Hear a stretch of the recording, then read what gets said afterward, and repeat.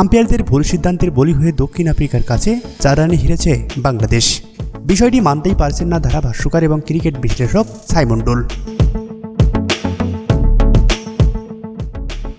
দক্ষিণ আফ্রিকার ডানহাতি পেসার ব্যাটসম্যানের করা ইনিংসের 17তম ওভারের দ্বিতীয় বলটি ফিলিপ করতে চেয়েছিলেন মাহমুদুল্লাহ রিয়াদ। এই অভিজ্ঞ ক্রিকেটার ব্যাটে বলে করতে না পারায় এলবিডব্লিউর আবেদন করেন পটিয়া ফিল্ডাররা। ততক্ষণে বল সীমানা পার হয়েছে। তার আগেই দক্ষিণ আফ্রিকার আবেদনে সাড়া দিয়ে আঙ্গুল তুলেন আম্পায়ার শ্যাম নাগোস্কি। যদিও রিপ্লেতে বেছে দেন মাহমুদুল্লাহ রিয়াদ। টিভি রিপ্লেতে দেখা যায় বল লেগ স্টাম্পের বাইরে দিয়ে যেতে।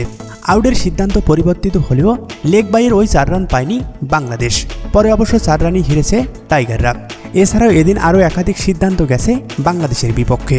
এসব দুর্নীতি দেখে ম্যাচ শেষে ক্রিকবাজের এক অনুষ্ঠানে খুবই উপরে পড়েন সাইমন ডোল।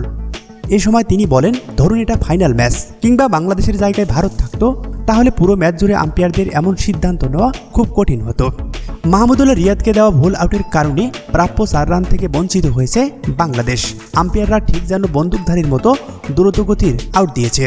এই সিদ্ধান্তটা মানতেই পারছেন না সাইমন ডোল। এ সময় তিনি আরও বলেন, পুরো টুর্নামেন্ট জুড়ে খুব ভালো কিছু আম্পায়ারিং দেখেছি, বাংলাদেশের ম্যাচের ক্ষেত্রে সেটা বলে চলে না।